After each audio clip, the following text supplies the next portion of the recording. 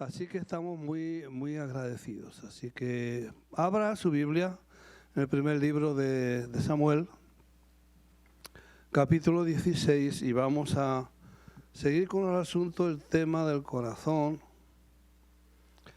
porque este mes ha sido el mes de la amistad y el mes del amor y todo eso, ¿no? Y se han estado dando actividades al respecto en relación a eso. Hablábamos sobre la sanidad, hablábamos sobre, se predicó esto sobre el libro de Eclesiastés, de que en los días de tu juventud uno haga lo posible para que cuando lleguemos a los 70 tengamos contentamiento con los 70 y no tristeza. Amén. Es muy bonito llegar a viejo y alegre y contento y en el Señor y feliz de la vida. Y se habló del corazón intangible, es decir, lo que el corazón no se ve. Hoy vamos a estar hablando acerca del corazón de Dios. Y para que tenga una idea, en la Biblia utiliza términos que en teología llamamos antropocéntricos, antropomórficos, y significa que se le atribuyen a Dios formas humanas. Antro, Dios, morfe, forma. Es decir, la Biblia habla de los ojos de Dios, del brazo de Dios, de la mano de Dios, del dedo de Dios, todas esas cosas, pero Dios es espíritu. Dios no tiene brazos, ni tiene piernas, ni tiene nada de eso. Dios es espíritu, pero para que podamos nosotros entender lo que Dios nos quiere decir, la Biblia le atribuye a Dios corazón, le atribuye una serie de cosas como si fuera uno de nosotros, cuando Dios no es como nosotros. Hubo hace tiempo alguien que llevó esta doctrina a un extremo donde declaraba que Dios tiene 1,90 de estatura y le atribuyó el brazo. Dios es más grande de 1,90. La Biblia dice que los cielos de los cielos no lo pueden contener, así que imagínese usted. Así que para que entendamos esto, y lo que queremos es mirar cómo es un corazón conforme al corazón de Dios. Algunas características, no todas, pero algunas de ellas, porque todos podemos tener esas cosas. El libro de Samuel, capítulo 16, los primeros 7 versículos, es muy posible que usted esté familiarizado con la historia que se narra aquí acerca del personaje del que vamos a hablar. Leemos la palabra de Dios y dice así el versículo 1: dijo Jehová a Samuel: ¿hasta cuándo llorarás a Saúl habiéndolo yo desechado para que no reine sobre Israel? Llena tu cuerno de aceite y ven, te enviaré a Isaí de Belén, porque de sus hijos me he provisto de rey. Y dijo Samuel: ¿cómo iré? Si Saúl lo supiera, me mataría. Jehová respondió: toma contigo una becerra de la vacada y di: a ofrecer sacrificio a Jehová he venido. Y llama a Isaí al sacrificio, y yo te enseñaré lo que has de hacer, y me ungirás al que yo te dijere. Hizo pues Samuel como le dijo Jehová, y luego que él llegó a Belén, los ancianos de la ciudad salieron a recibirle con miedo y dijeron: ¿es pacífica tu venida? Y él respondió: sí. Vengo a ofrecer sacrificio a Jehová. Santificaos y venid conmigo al sacrificio. Y santificando él a Isaí y a sus hijos, los llamó al sacrificio.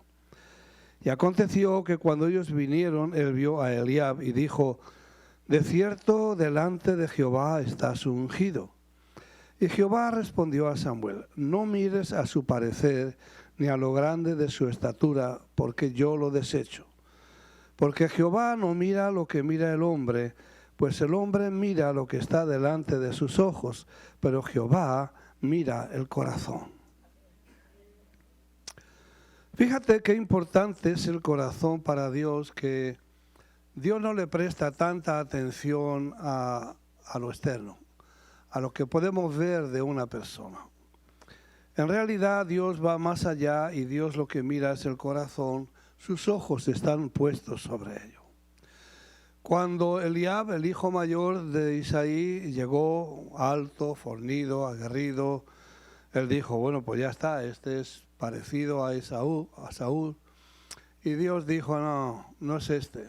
Así que la historia, si sigue leyendo, continúa, no se la voy a narrar. Hay un detalle que si vas al capítulo 10 de este mismo libro, el primero de Samuel, vas al capítulo 10, versículo 1, vas a ver que Saúl es un rey que el pueblo le pidió a Dios. El pueblo quiso tener un rey como todas las demás naciones.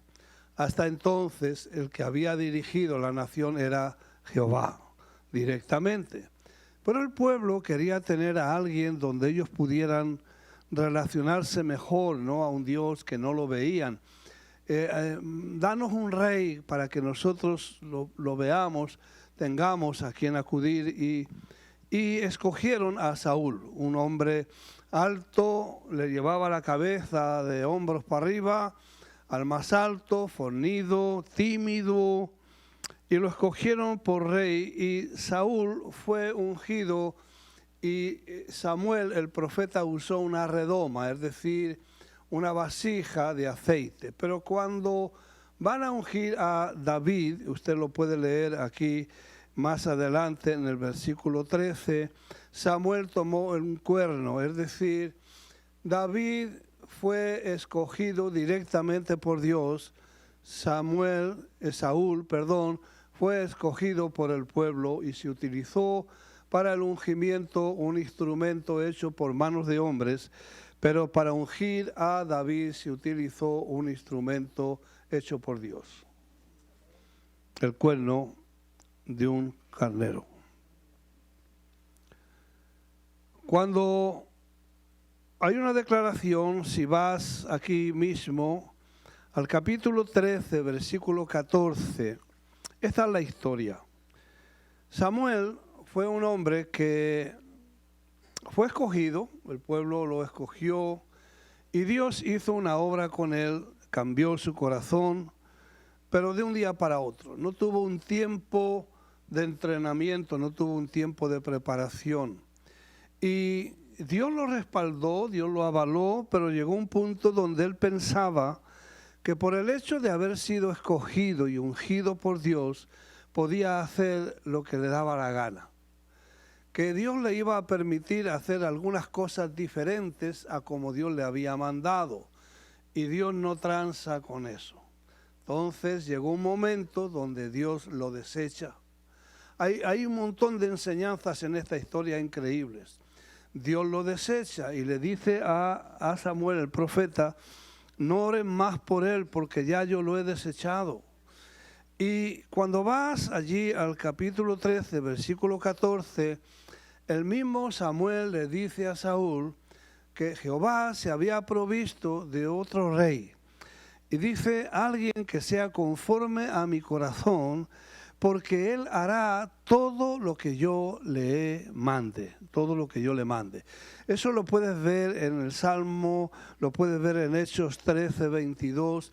Entonces vamos a ver, la primera cosa que Dios ve para un corazón que sea conforme al corazón de Él, es que sea un corazón obediente. He escogido un varón conforme a mi corazón que hará todo lo que yo le diga. Punto.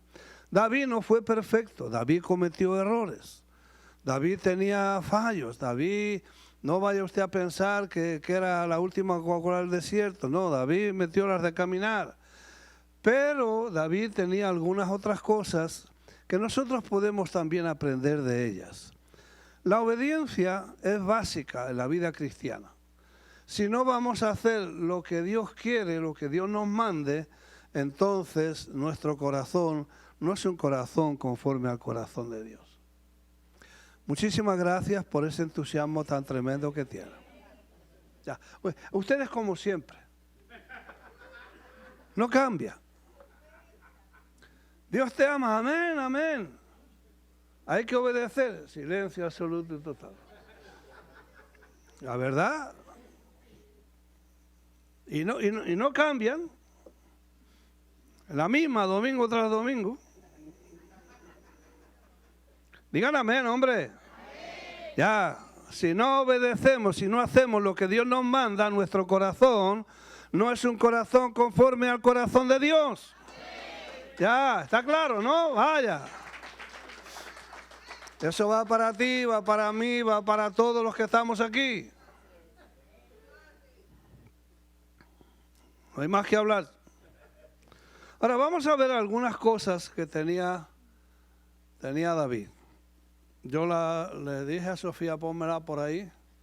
Así que vamos a hablar, la primera cosa que yo veo en David. Voy a hablar de cosas generales, porque podíamos hablar de muchas más cosas. Número uno, David era un adorador nato.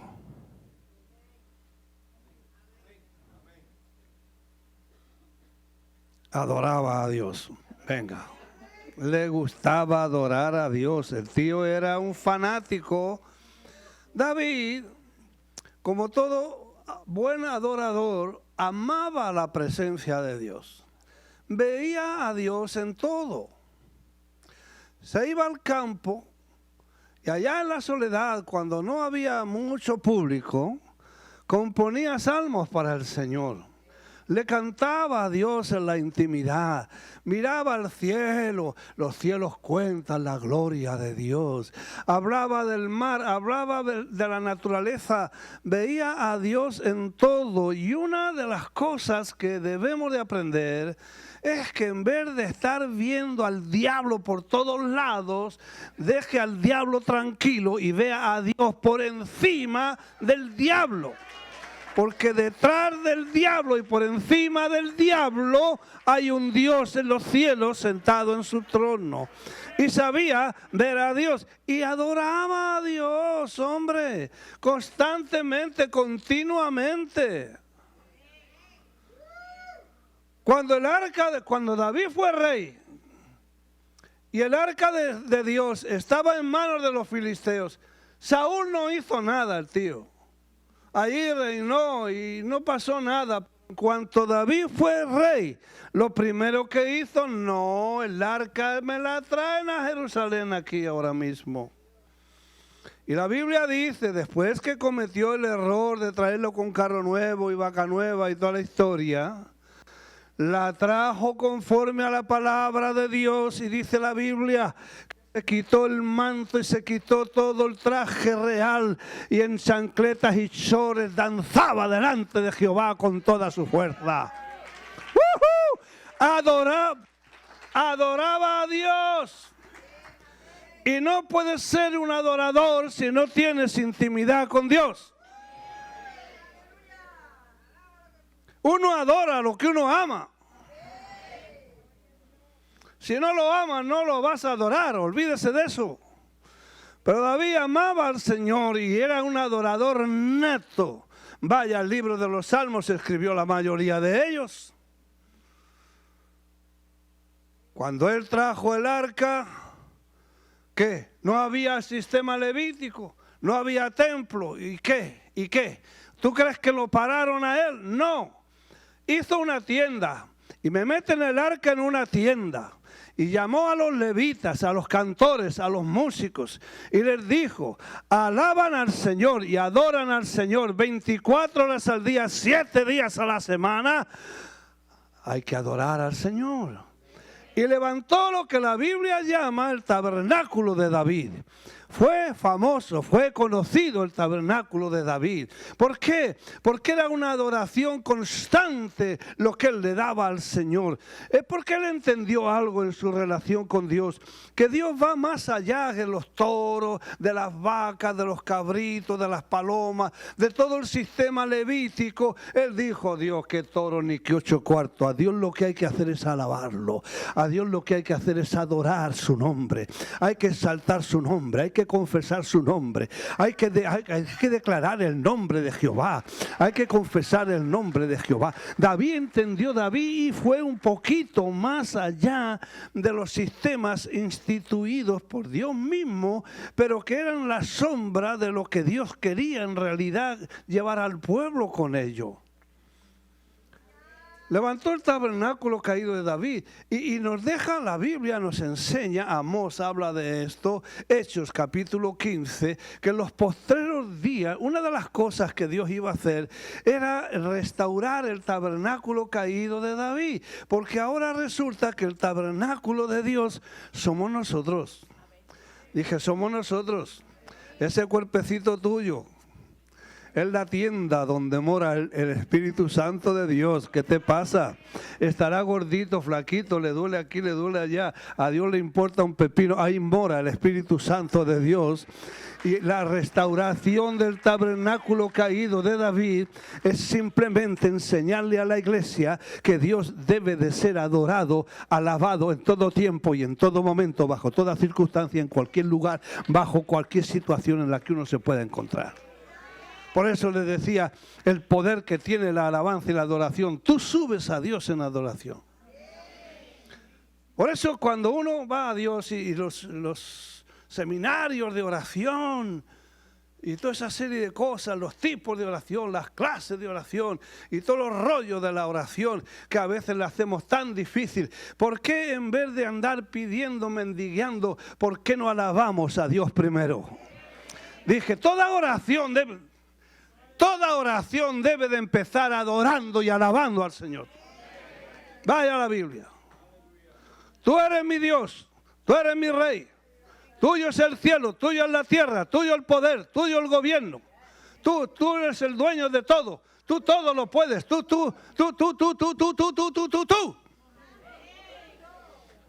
Y exaltas el nombre del Señor. Y después que exaltas el nombre del Señor, después que te has descargado, entonces le pides cualquier cosa.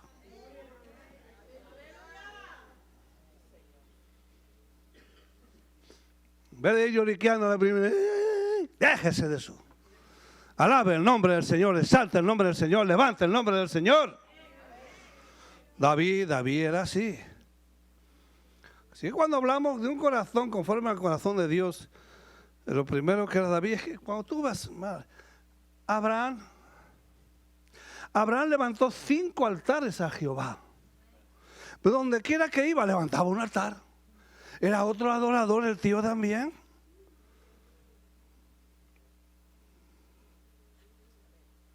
No se me quede callado mirando así pasmado.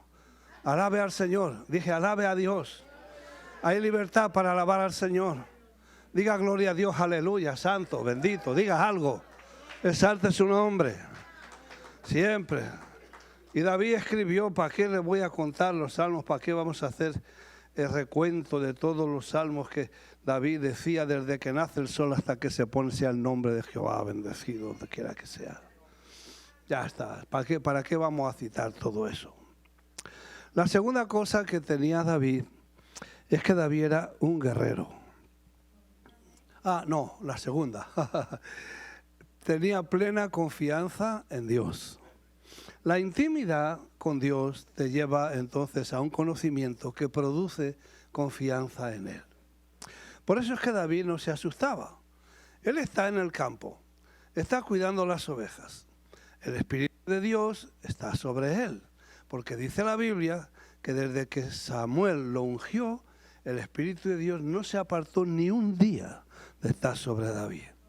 Ahora él está en el campo, está alabando al Señor. Viene un oso y David mata al oso. ¿Usted ha visto un oso? Le doy un consejo, salga corriendo. Salga corriendo. No se ponga como David a tratar de matarlo, porque lo más probable es que usted le sirva al oso de lunch. Viene un león. ¿Y qué es lo que hace David? Mata al león. Porque David, ahora lo vamos a ver, tenía una confianza en Dios. Entonces, ¿qué es lo que pasa? Su padre lo manda al campo de batalla. Allí está Goliat. Allí está metiéndole miedo a todo el ejército, al rey Saúl, a todo el mundo asustado, todo el mundo acobardado allá. Y llega David y dice, ¿pero qué pasa? están ofendiendo a Jehová, están insultando el gigantón está retando al pueblo de Dios por sus dioses, maldiciendo a Jehová, mi Dios. El tipo está más loco que un cencerro. Y allí sale David, no voy a relatar los detalles de la historia. Allí sale David y le dice al gigantón, mira lo que te voy a decir. Tú acabas de maldecir a Jehová, nuestro Dios, y ¿sabes lo que va a pasar? Te voy a cortar la cabeza, aunque no tenía espada. Te voy a cortar la cabeza y voy a dar tu carne a las aves del campo para que sepa toda esta gente que hay Dios en Israel y que el Dios de Israel no es el Dios vuestro. Es que el tío tenía, no se lo voy a decir en español ni en cubano, se lo voy a decir en cristiano. Tenía agallas, tenía valor, diga valor. Era un guerrero, no le tenía miedo a nadie, porque cuando tú tienes cercanía con Dios y comunión con Dios, tú no le temes al coronavirus, tú no le temes ni al bastonvirus, no le temes ni a la peste aviar, ni le temes no le temes a nada. Y usted haga todo lo que dicen los médicos, pero no ande con miedo por ahí, no ande temblando por ahí, no ande por ahí con esa historia, porque los hijos de Dios tenemos promesas de que plaga no tocará nuestra morada y no tenemos que andar con esa... yo lo doy eso, yo creo que usted piensa igual que yo, ¿no? Si no me quiere saludar, no me salude.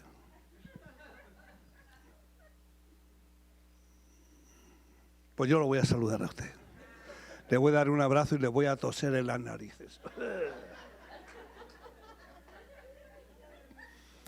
No lo voy a hacer. Diga, plena confianza en Dios. Cuando tienes intimidad con Dios, vas a tener confianza en Él, pero una confianza que va más allá de lo normal. ¿En qué sentido? ¿Te has visto en situaciones adversas? Seguro que sí. Si no las has pasado, las vas a pasar. Esto es sabido y es conocido de todos nosotros. Pero confía en Dios. Dije, confías en Dios. Dios es contigo. Los ojos de Dios están sobre ti y Él no permitirá ni dejará que cosas que no deben de suceder te sucedan a ti. Y punto. ¿Confías en Dios? Dije, ¿confías en Dios? ¿Sabes que muchas veces las tribulaciones van en aumento y van en intensidad y van creciendo? ¿Sabes por qué? Porque así vas conociendo mejor el poder de Dios y los niveles de la protección de Dios. Vaya, número 3, era un guerrero. Venga, guerrero, ahora sí. Es que yo no me acuerdo el orden en que le di. Era un guerrero, peleaba. Las peleas de entonces no son como ahora. Ahora las peleas son por computadora. ¿En serio? Ahora se toca el teclado por satélite, se manda la bomba, se manda aquí, se manda... En aquel entonces no había nada de eso. Eso era de tú a tú. Y David lo que tenía era un corazón y tenía un valor que le roncaba el mango, o le zumbaba el mango. Yo no sé cómo, todavía no he aprendido cómo se dice, pero una de las dos cosas, y es que el tío tenía una cosa que cuando venían los enemigos de Dios, él se levantaba, él no le tenía temor a nada de eso. Así que usted lo puede ver a lo largo de su historia, de cómo David obtuvo victoria tras victoria, porque Dios honra esas cosas y respalda esas cosas. Así que el temor no viene de Dios, el valor sí. Ha sido el tenor general del mandato de Dios. Esfuérzate y sé valiente, le dijo a Josué por 3 veces, y coge la tierra en la que yo te voy a dar. Y usted ve a esa gente peleando contra gigantes, contra ejércitos mucho más numerosos, pero en la confianza de que el Dios de Israel les iba a dar la victoria. Así que el tamaño del ejército contrario, el tamaño de las fuerzas contrarias no son medibles con tus propias fuerzas. El asunto en la guerra es que no las peleas en tus propias habilidades ni en tus propias fuerzas. El problema nuestro, que muchas veces ante la adversidad la medimos con nuestra capacidad de superar la situación. Y muchas veces la adversidad supera nuestras capacidades de de vencer. Entonces andamos un poquito así como encorvados. No, las peleas se enfrentan no con mi habilidad, sino en las fuerzas del Señor. La guerra espiritual tiene que ver con mi capacidad de creerle a Dios y confiar en Él en ese proceso. ¿Te explico?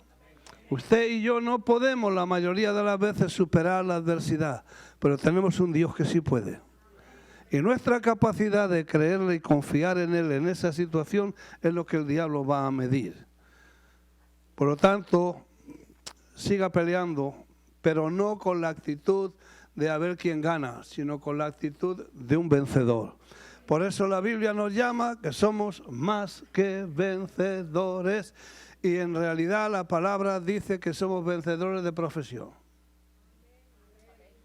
Así que cuando te digan a qué te dedicas, a vencer. ¿Cuál es tu profesión? Vencedor. Y pero ¿qué vence? Todo. Venzo lo que venga. Esa es mi profesión. He sido entrenado. Jehová entrena mis dedos para la batalla. Él fue el que me dio las fuerzas para entensar el arco de bronce. Hace muchos años, yo recién llegado aquí, creo que fue la primera feria que se celebra aquí, y había una caseta de los indígenas de aquí, los indios, y en la caseta te daban un arco con flechas de verdad y una diana. Pero a la hora de entensar el arco, le voy a decir, no pude entensarlo totalmente. Me faltaba entrenamiento. Lo cogí con los dos dedos y tiré, pero por su madre, aquello estaba duro. Lo cogí así por entre aquí, sí, la flecha salía, pero no logré entensarlo. Falta de práctica, me imagino que si me pongo dos plumas por aquí, pues hubiera podido entensarlo en algún momento, pero no podía. Ahora, en todo ejército, el paladín, el fuerte, el que no había perdido una sola batalla, el arco de bronce, para entensar ese arco de bronce tenías que tener gandinga. Gandinga es una palabra, en mi país se dice, déjalo, que tenías que tener fuerza y habilidad para tirar el arco de bronce. Y David entendía que Dios era el que le daba el éxito en la guerra. David entendió que era Jehová el que le daba las tácticas, el que le daba las estrategias y el que hacía que él saliera vencedor en la batalla, el que le daba la habilidad para pelear. ¡Aleluya! La próxima cosa que vemos en David, tenía misericordia el hombre. El ser un guerrero, sabes que Dios es misericordioso. Y cuando hablamos del corazón de Dios, Dios tiene, si hay alguien que tiene misericordia, es Dios. Todos los días tiene una misericordia nueva para nosotros. Dios no es un Dios que coge y es cruel, que abusa, que maltrata. No, Dios tiene misericordia y David la tenía. Podemos ver un ejemplo cuando él es rey. Se acuerda de Jonatán, su amigo, sobre el cual hizo pacto, y pregunta si había alguien de su descendencia para él hacer misericordia. Y le hablan de Mefiboset, aquel hombre lisiado desde su niñez, que estaba pasando necesidades en Lodebar, un lugar que no tiene alimento, que no tiene pan, y David le dijo, no me lo traen, le devuelven sus tierras y que se siente aquí a mi mesa, no le va a faltar nunca nada. Él siempre ejerció, y cuando mira la historia de David, él ejercía la misericordia con la gente que él podía. Nunca hizo ni le ofreció a Dios nada de balde ni de gratis. Cuando él comete el censo, porque David no era perfecto, y comete el pecado de censar al pueblo, va el profeta y le dice, 3 cosas te ofrece Dios. 3 meses en manos de tus enemigos, hambre, peste. ¿Y qué es lo que hace David? David le dice, no, me pongo en las manos de Dios porque Dios tiene misericordia. El hombre no, pero Dios tiene misericordia. Dios pagó y aquel día murieron 70,000 hombres de Israel por el pecado de David. Next.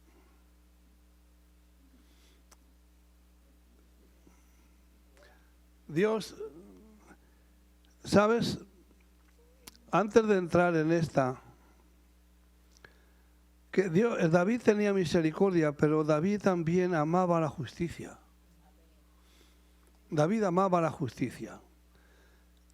Señores, cuando yo era niño, íbamos al cine y siempre ganaba lo bueno y perdía lo malo.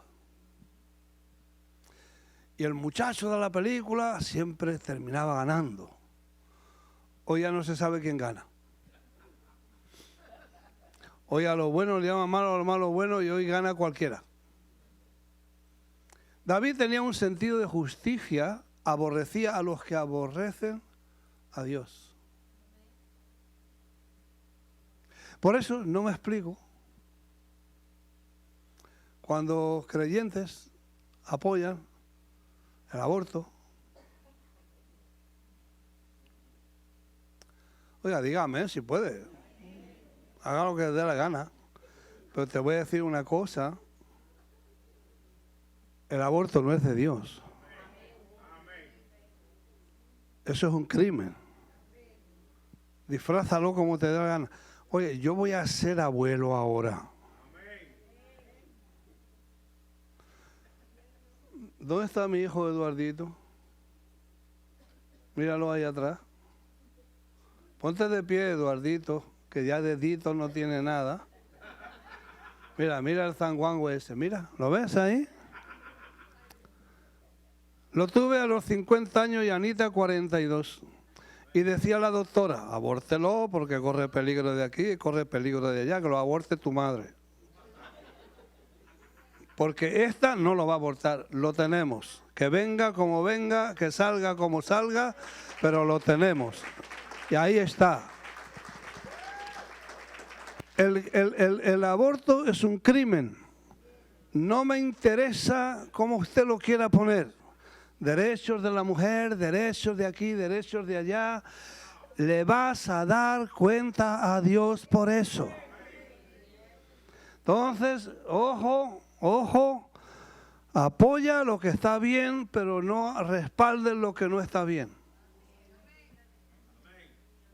Y quiero dejar ese asunto ahí, para no meterme más.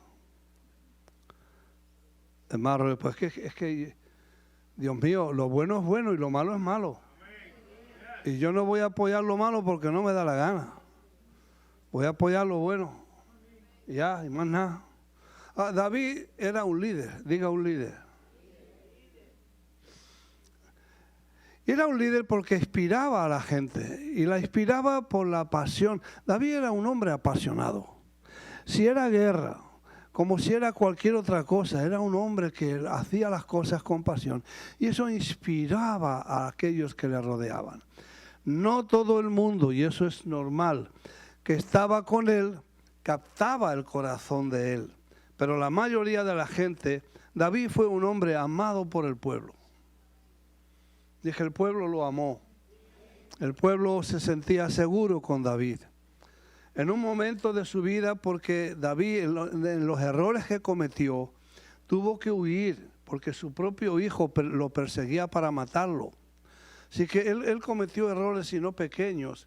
Y en su huida se llevó con él a unos 400 hombres, y dice la Biblia que estaban angustiados, que estaban desanimados, llenos de deudas, hombres que no tenían más nada que hacer, y en vez de matarse o qué sé yo, se fueron con David. Y estuvieron con él por un tiempo, pero esos hombres que estuvieron con David, cuando vas al capítulo 23 del mismo libro que estamos leyendo, vas a encontrar los valientes de David. Y aquellos que fueron con él angustiados, deprimidos, endeudados, resulta que terminaron siendo hombres que hacían hazañas extraordinarias. En el rey Saúl, ninguno de sus hombres mató un gigante. Aquí había hombres que mataban gigantes como el que mata una cucaracha. ¿Tú te crees que le tenían miedo a los gigantes? Para nada en absoluto. Hubo uno que mató 800 hombres el tío. Oye, ni la película de los 300, que hagan una con el tío este que mató a 800. Hubo otro que se le quedó la mano pegada a la empuñadura de la espada. Hubo otro que mató 300 con una lanza. Había uno que mataba leones como se matan las ratas. Mataban gigantes como les daba la gana. Cuando venían los filisteos hubo uno que se paró en un campo de lentejas y dijo, estas lentejas son mías. Mira, a mí el médico me ha mandado lentejas. Que coma lentejas porque tengo la, ¿cómo se llama eso? La hemoglobina me la encontró baja y me mandó lentejas. ¿Qué le parece? Pues había uno que tenía la hemoglobina baja y sembró lentejas. Y venían los filisteos a robarle las lentejas. Y él dijo, no, roba otra cosa, pero las lentejas no. Y se paró en el campo de lentejas y mató a todo el que se llegaba allí. Y Dios les dio tremenda victoria ese día, porque hubo alguien que dijo, no, hasta aquí. ¿A ti te ha pasado hasta aquí? De aquí no pasas, de aquí me paro y de aquí no pasas. Aquí no, a ti no te ha pasado. Ven acá, ven acá. A ti no se te ha subido esa cosa por dentro un día y ya has dicho, ya estoy enfermo de estar enfermo. Ya estoy cansado de estar cansado, ya está bueno, ya me cansé de la película esta, ya me cansé del rollo este y te paras firme y carras que a ti no te ha subido esa cosa. Porque a mí me pasa. De vez en cuando se me sube el gallego ese y a usted se le subirá el negro, el indio, el chino, el que sea, a mí no me importa, pero que se te suba el Espíritu Santo de Dios arriba y diga hasta aquí llegaste, Satanás, hasta aquí llegaste, ya está bueno ya, y te paras firme y le... Es que el Espíritu de Dios, es que Jehová es varón de guerra y el Espíritu de Dios es un espíritu de lucha. ¿Tú te crees que la palomita, mucha gente anda con la palomita? ¿Qué palomita ni qué 8 cuartos? El Espíritu Santo es Dios, la tercera persona de la Trinidad, el que hizo los cielos y la tierra. Hombre, por favor, no me andes así que te crees que es asustadizo. Una palomita, usted anda más loco que qué sé yo. Tú no conoces, el Espíritu de Dios es todopoderoso. Y cuando esa cosa se te mete y te da ese celo por las cosas de Dios, ese asunto por las cosas de Dios, ya está. ¿A ti no te ha pasado eso? Pues pídele a Dios que te pase, mijo. Y en vez de ir con oraciones lloriqueando, vete con una oración que diga, Jehová, Dios de los ejércitos, ya me cansé de este asunto, hasta aquí llegamos. Y te paras ahí firme. ¿A ti no te ha pasado que has dicho, no me importa ya lo que pase? No has llegado a ese, Pues que llegues un día, pídele a Dios que llegues un día y vas a ver a Dios obrar. Cuando diga, ya no me interesa ya lo que diga la gente, no me importa ya esto, ya no me interesa lo que suceda, ya no miro las consecuencias, hasta aquí llegamos. Y todo cristiano debe de tener ese asunto. Y yo no digo que anda uno todos los días así, pero hay ocasiones donde...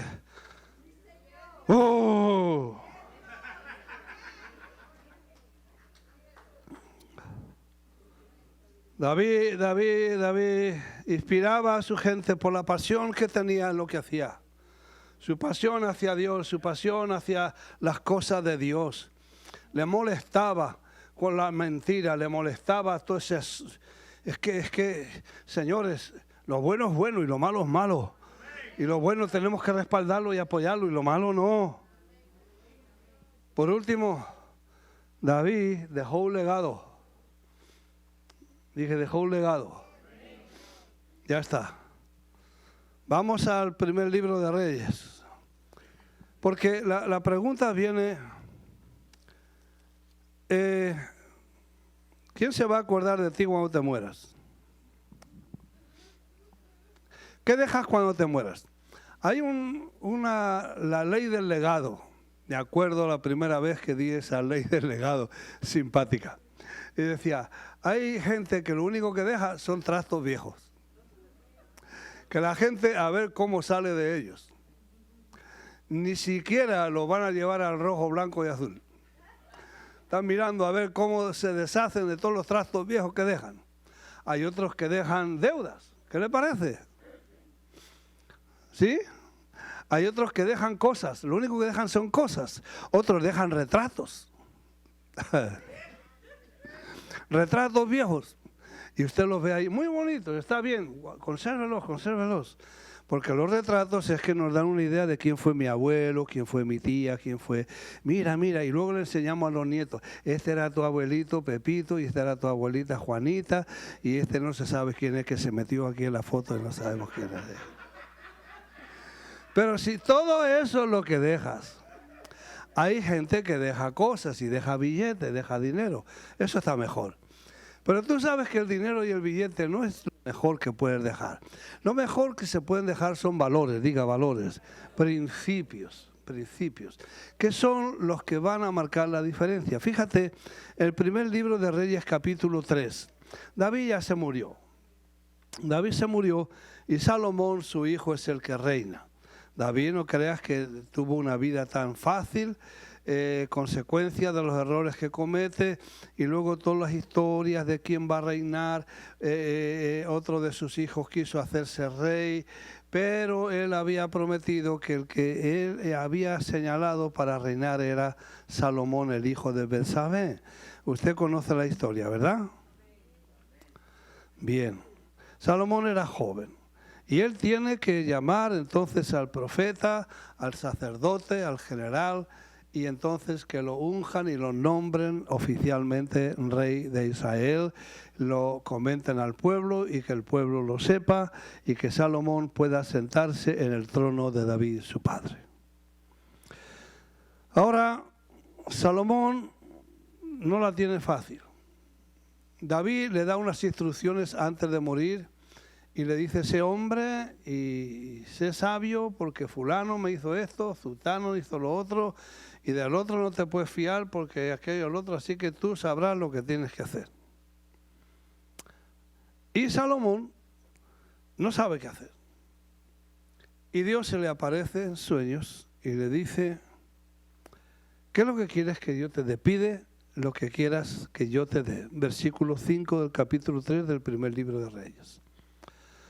Wow, es una pregunta que si a usted se la hacen,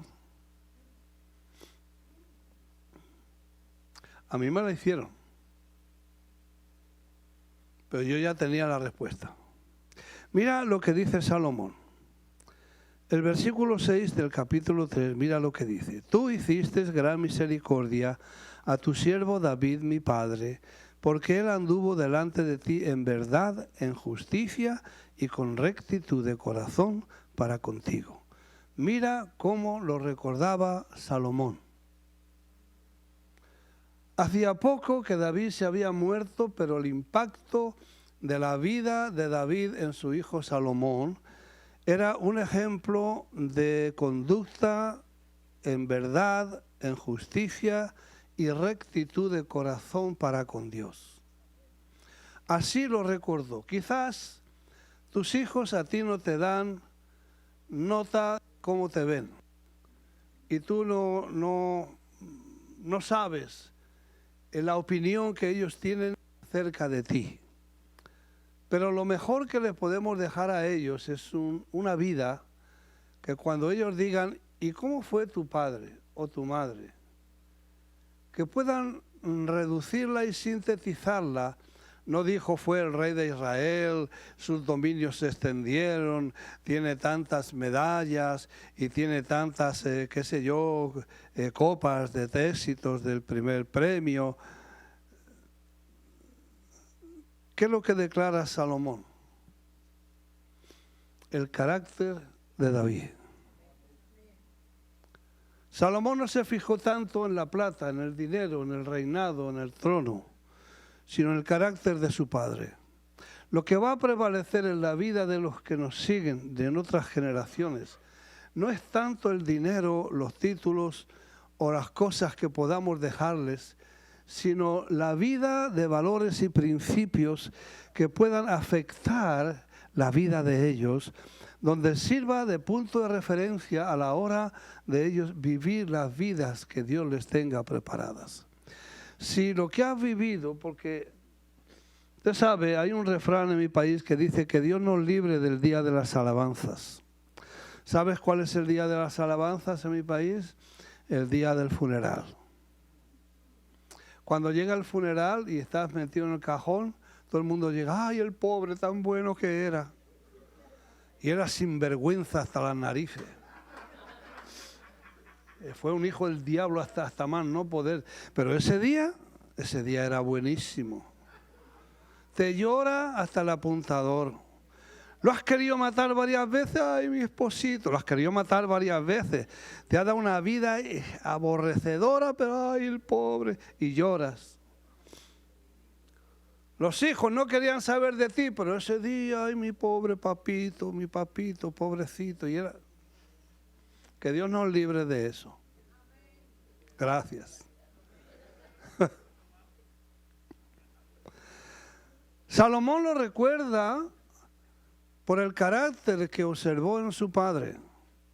Él mismo es un hijo de una madre que fue la esposa de David de una forma no tan legal ni tan genuina. Cuando el esposo de Betsabé es enviado a la muerte, ahí Betsabé pudo mudarse al palacio, pero ahí es que el hijo murió y luego tuvo otro hijo, el hijo de paz. ¿Qué es lo que quiere decir la palabra o el nombre de Salomón? Hijo de paz. Era como Dios haciendo las paces con David, porque David se arrepintió de todo eso. Cosechó las consecuencias. Pero venga conmigo al libro de los Hechos, porque ¿qué pasa miles de años después? Yo no creo que a mí me recuerde nadie miles de años después que mi muerte, por favor. Pues no me mire, que de usted tampoco se van a acordar, así que pues ya está.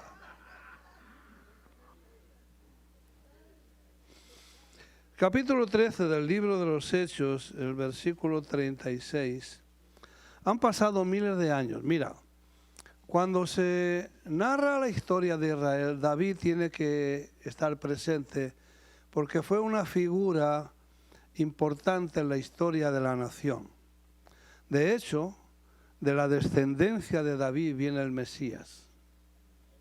A él se le dio la promesa que no faltaría quien se sentase en el trono de David eternamente y para siempre.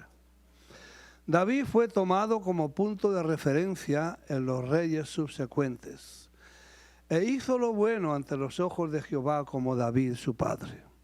Y no eran hijos de David, pero David fue tomado como ejemplo del hombre que hace lo bueno ante los ojos de Dios.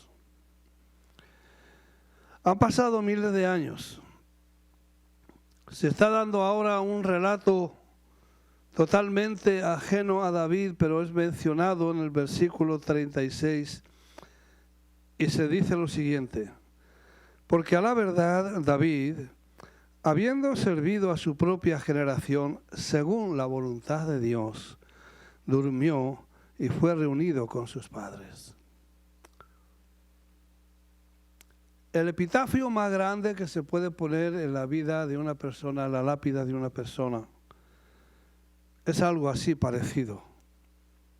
Se recuerda a David como alguien, después de miles de años, como alguien que habiendo servido a su generación según la voluntad de Dios, murió, fue reunido con sus padres. No se menciona ni su reinado, ni sus logros, no se menciona su fama, no se menciona su dinero. Simplemente se menciona a un siervo que sirvió a los demás según la voluntad del Señor. Vuelvo otra vez. ¿Quieres tener un corazón conforme al corazón de Dios? Gracias por esos 4 amenes. Los demás no quieren tener un corazón conforme al corazón de Dios, pues tenlo conforme al corazón del diablo. pero yo quiero tenerlo conforme al corazón de Dios. Vaya. Me he escogido un hombre conforme a mi corazón que hará todo lo que yo le diga. ¿Estás haciendo todo lo que Dios te dice que hagas? Porque la gente mira la apariencia. Es alto, es lindo, bonito. A Dios le importa un pepino. Dios mira el corazón. Mira, si es importante el corazón, que los ojos de Dios están parados ahí, posados ahí. La apariencia es totalmente ajena y secundaria. No quiere decir que la descuides, pero no es lo importante.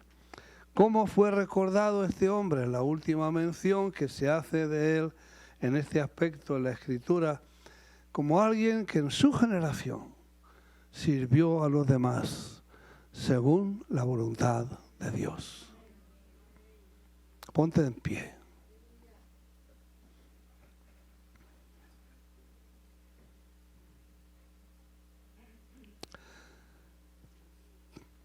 Todo se sintetiza.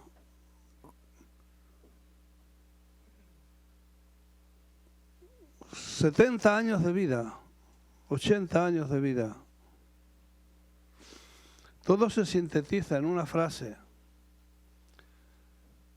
Y es recordado como una persona que sirvió a Dios y a los demás, de acuerdo a la voluntad del Señor. Salomón, que es un poco más fresco, habla de la integridad, habla del corazón de David y habla en una forma justicia y rectitud para con Dios. Aquí ya no se menciona nada, pero sigue siendo importante el carácter, los valores y los principios por los cuales uno ha vivido. Ahora que estuve en mi país, me decían, tío, pues ya tienes 70 años. ¿Cuánto te vas a jubilar? Vente para acá. Ellos no entienden que ya la vida de uno no está para jubilarse a una edad o en otra. Me acuerdo hace años en uno de los congresos que tuvimos, el predicador, yo estaba ahí, vino y me puso la mano, dice el Señor, pide lo que quieras. Y yo inmediatamente le contesté porque para mí esa pregunta, la respuesta a esa pregunta ya está clara, yo la tengo muy clara. Y le dije al predicador, lo único que yo quiero es hacer la voluntad de Dios. Eso es todo lo que quiero.